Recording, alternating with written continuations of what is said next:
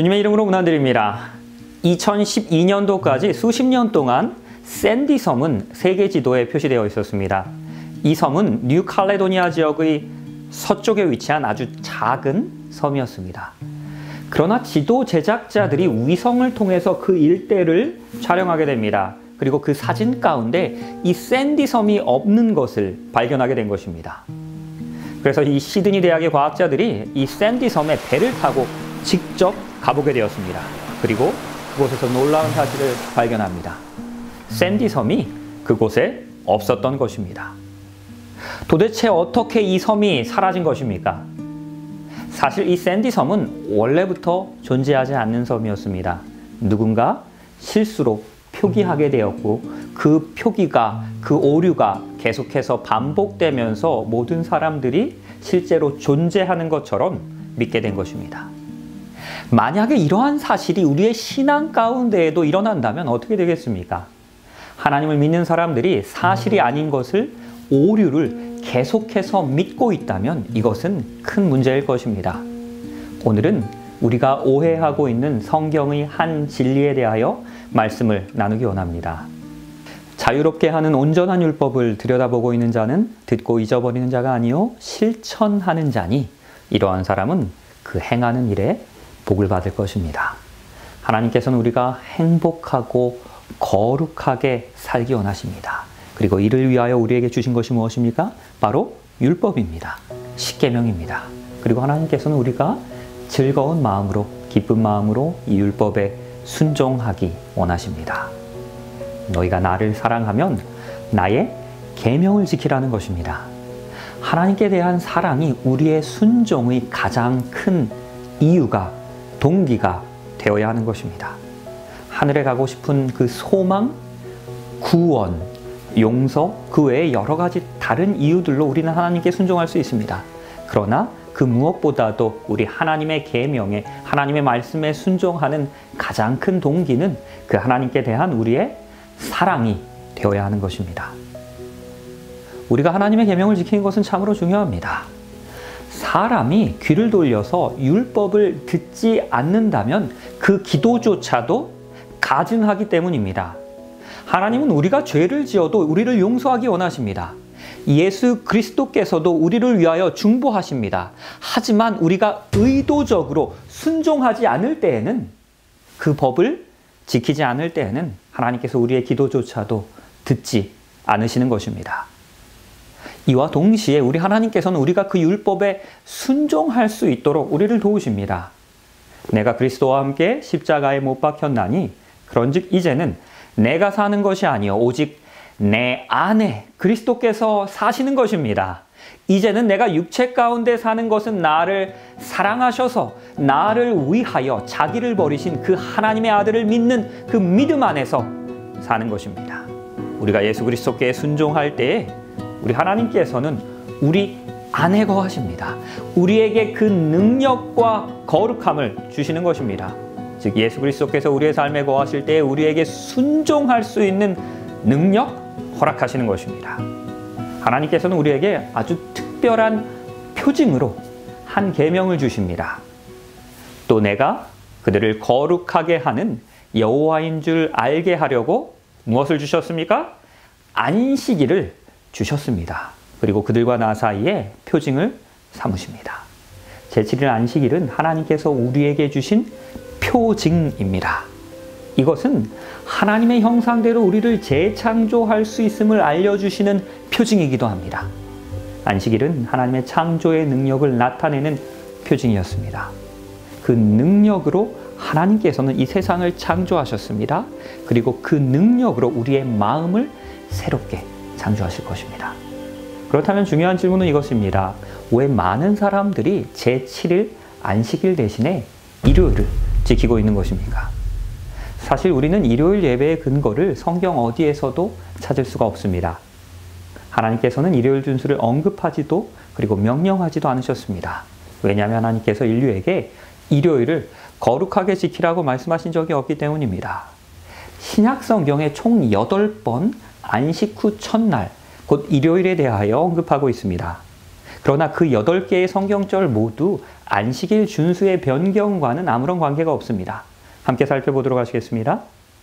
안식일이 지나고 안식 후 첫날이 되려는 새벽에 막달라 마리아와 다른 마리아가 무덤을 보려고 갔습니다. 부활하신 예수 그리스도를 마리아가 찾아가는 이야기입니다. 다음 성경절들도 마찬가지입니다. 안식일이 지남에 막달라 마리아와 야고보의 어머니 마리아와 또 살로메가 가서 예수 그리스도께 바르기 위하여 향품을 사두었습니다. 그리고 안식 후 첫날에 그 일요일에 매우 일찍이 해가 돋을 때 그 무덤으로 갑니다.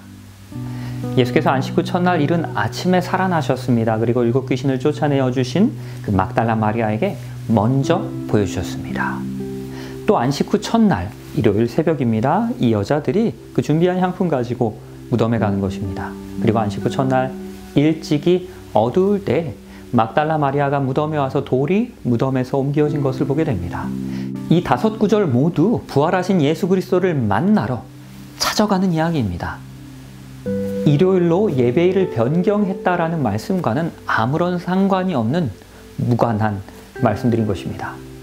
이날 곧 안식 후 첫날 저녁 때에 제자들이 유대인들을 두려워하여 모인 곳에서 문들을 닫았습니다. 그리고 예수 그리스도께서 오사 그 가운데 서서 이르십니다. 너희에게 평강이 있을지어다. 이날 제자들이 모여 있었던 유일한 이유는 예배가 아닌 예수 그리스도를 십자가에 죽인 그 유대인들을 두려워하였기 때문입니다. 일요일에 숨은 것입니다. 그 주간의 첫날에 우리가 떡을 떼려 하여 모였더니 바울이 이튿날 떠나고자 하여 그들에게 강론할새 밤중까지 계속하매 바울이 주일의 첫날에 설교를 하고 있는 것입니다. 성경에서 하루는 일몰에서부터 시작하여 다음날 일몰로 끝이 나게 됩니다. 즉 하루의 시작은 일몰 직후인 바로 저녁이 되는 것입니다. 따라서 바울이 일주일의 첫날이 시작되는 토요일 저녁에 하나님의 말씀을 전하고 있는 것입니다. 또한 바울이 주일의 첫날에 설교했다라는 그 사실 하나만으로 예배일이 안식일에서 일요일로 바뀌어졌다라고 말할 수는 없는 것입니다. 이제는 마지막 8번째 구절입니다. 성도들을 위한 연보에 관하여는 내가 갈라디아 교회들에게 명한 것과 같이 너희도 그렇게 하라. 매주 첫날에 너희 각 사람이 수입에 따라 모아두어 내가 갈 때에 연보를 하지 않게 하라. 바울은 성도들에게 매 주일의 첫날에 집에서 헌금을 구별해 놓도록 권고하고 있습니다. 그래서 사람들을 보내어서 예루살렘에 있는 신자들을 돕기 위한 그 구호자금 거두어 드릴 때 지체되지 않게 하라는 것입니다. 주일 중 첫날에 특별한 목적의 구호 헌금을 따로 모아두라는 말씀인 것입니다. 그 날을 거룩하게 여겨서 예배일을 변경하라는 뜻이 아닌 것입니다. 가장 대중적인 일요일 예배의 준수의 근거는 예수 그리스도의 부활을 기념하여 일요일을 주일로 성수하여야 한다는 주장입니다. 이에 대하여는 로마서 6장 3절에서 4절에서 다음과 같이 우리에게 이야기합니다. 무릇 그리스도 예수와 합하여 침례를 받은 우리는 그의 죽으심과 합하여 침례를 받는 줄 알지 못하느냐. 그러므로 우리가 그의 죽으심과 합하여 침례를 받음으로 그와 함께 장사되었나니 이는 아버지의 영광으로 말미암아 그리스도를 죽은 자 가운데서 그 십자가 가운데서 살리심과 같이 곧 부활하심과 같이 우리로 또 생명 가운데서 행하게 하려 함입니다. 하나님께서는 일요일 준수가 아니라 무엇을 통해서 예수 그리스도의 죽으심과 부활을 기념하라고 하셨습니까? 바로 침례입니다. 십자가를 기념하기 위한 예식 하나가 더 있습니다. 너희가 이 떡을 먹으며 이 잔을 마실 때마다 주의 죽으심을, 그 십자가를 오실 때까지 전하는 것입니다. 이 성만찬 예식도 예수 그리스도의 죽음을 기념하도록 우리에게 주어진 예식입니다. 성경 어디에서도 일요일을 그 부활을 기념하는 날로 지키라라고 언급하지 않고 있습니다. 그 부활을 기념하는 두 예식은 침례와 성만찬 예식인 것입니다. 예수 그리스도께서 십자가에 죽으시고 그리고 부활하신 이후에도 여전히 사도들은, 초대교인들은 안식일에 예배를 드렸습니다. 바울이 자신의 관례대로 늘 하던 대로 그들에게 들어가서 새 안식일에 성경을 가지고 하나님의 말씀을 강론합니다. 안식일마다 바울이 회당에서 강론하는 것입니다.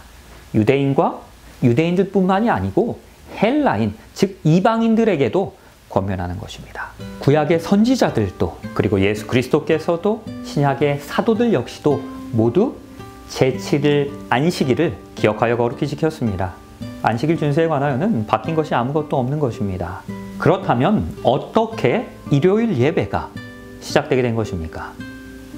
일부 기독교 지도자들이 로마 제국의 박해를 받고 있었던 그 유대인들과 자신을 구별하기 위한 한 방편으로 이교도들이 태양신을 섬기기 위하여 지키고 있었던 그 일요일 준수를 받아들이기 시작합니다.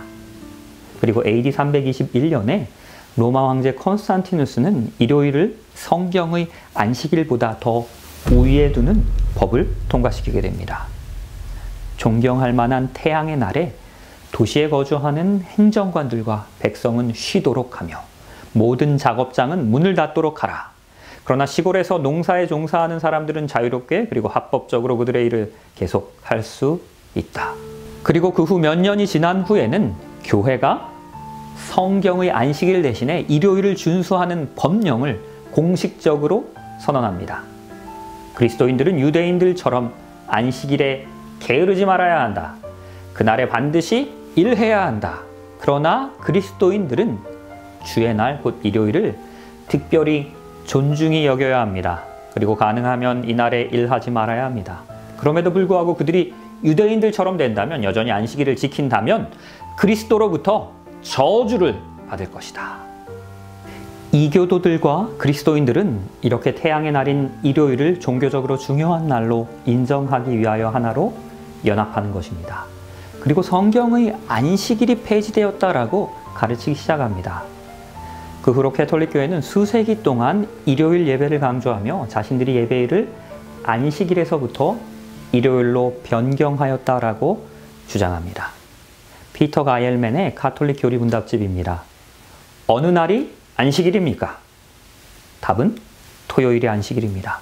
그렇다면 우리는 왜 토요일 대신에 일요일을 지키는 것입니까? 그 이유는 가톨릭 교회가 라오디게아 종교회의에서 그 존엄성을 토요일에서부터 일요일로 옮겼기 때문인 것입니다. 이 안식일을 우리 주님의 부활을 기념하여 일요일로 옮긴 이는 바로 예수 그리스도의 권위를 가진 가톨릭 교회입니다. 그러하기에 개신교가 일요일을 준수하는 것은 로마 가톨릭의 권위에 경의를 표하는 것입니다. 오늘날 대부분의 기독교는 성경이 가르치는 안식일은 무시한 채 하나님의 말씀에 전혀 근거를 두지 아니한 다른 안식일, 즉 일요일을 받아들이고 있는 것입니다. 베드로와 사도들이 이야기합니다. 사람보다 하나님께 순종하는 것이 마땅한 것입니다. 하나님의 말씀과 사람의 가르침 중에서 우리가 하나를 선택해야 한다면 우리는 당연히 하나님의 말씀을 선택해야 합니다. 기독교의 전통이나 유전 혹은 권위가 아닌 하나님의 뜻에, 우리 하나님의 말씀에 순종하는 것이 마땅한 것입니다. 하나님의 계명을 사람이 임의로 변경하는 것에 대하여는 예수님께서 이렇게 경고하십니다. 사람의 계명으로 교훈을 삼아 가르치니 나를 헛되이 경배하는도다. 예수 그리스도를 따르는 자들은 곧 하나님의 말씀을 따르는 자들입니다. 구원받은 그리스도인들은 하나님을 사랑하기에 그분의 계명을 즐거이 지키는 것입니다. 다윗은 이렇게 이야기합니다. 나의 하나님이여, 내가 주의 뜻을 행하기를 즐기오니 우리 하나님의 법이 나의 심중에 있나이다. 이 다윗의 간증이 우리 모두의 간증이 되기를 주님의 이름으로 축원합니다. 1975년 어느 날 이탈리아 토리노에 사는 한 남자가 퇴근하고 집으로 돌아가는 길이었습니다. 그가 돌아오는 길에 그 경매가 열리는 한 경찰서 앞에 멈추어 서게 되었습니다. 회수되었지만 매각되지 않은 물건들이 경매로 붙여지게 되었습니다. 이 남자는 그날 저녁에 판매되었던 많은 물건들 중에서 2점의 그림에 마음이 갔습니다. 그리고 아주 저렴한 가격에 그 그림들을 낙찰받게 됩니다. 그리고 이제는 기쁘게 집에 돌아와서 식탁 옆에 그 그림 2점을 나란히 걸어 두었습니다. 이제는 수년이 흐르게 됩니다. 그 집의 조그마한 아들이 이제는 장성하여 대학에 들어갑니다. 그리고 미술 수업을 수강하게 되었습니다. 어느 날 이 아들이 과제를 위해서 책을 보던 중에 자신의 집에 걸려있는 그 그림 2점과 비슷한 그림들을 그 책에서 보게 되었습니다. 자세히 살펴보니 그 중에 한 그림은 프랑스 화가 피에르 모나드의 작품이었습니다. 그리고 나머지 한 그림은 폴 고갱의 그림이었습니다. 그리고 자신의 집에 있던 그 그림들이 이제는 진품이었다라는 것이 판별되게 됩니다. 혹시 이 그림들의 가격이 얼마였는지 아십니까? 무려 700억 원이었습니다. 700억 원짜리 그림이 여러분의 식탁 앞에 걸려있다라고 한번 생각해 보시기 바랍니다. 편한 마음으로 식사하실 수 있겠습니까? 그 700억 원짜리 그림들을 집에 걸어두고 혹시 외출을 하실 수 있겠습니까? 이 그림의 주인은 그 그림의 가치를 전혀 모르고 있었던 것입니다. 이 사실을 알게 된 그 주인은 이 그림을 더 이상 식탁 앞에 방치할 수 없게 되었습니다. 오늘날 많은 그리스도인들이 제7일 안식일을 이와 같이 대합니다. 이날의 그 가치를, 그 진리를 잊어버리고 망각하며 살아갑니다. 우리 하나님께서 힘과 복과 거룩을 허락하신 이 귀한 안식일의 가치를 잊어버리고 살아가는 것입니다. 오늘 이 시간 다시 한번 그 안식일의 가치를 깨닫고 그 안식일 거룩하게 지키겠노라라고 결심하실 수 있는 이 시간이 되시길 바라면서 오늘 말씀을 줄이도록 하겠습니다.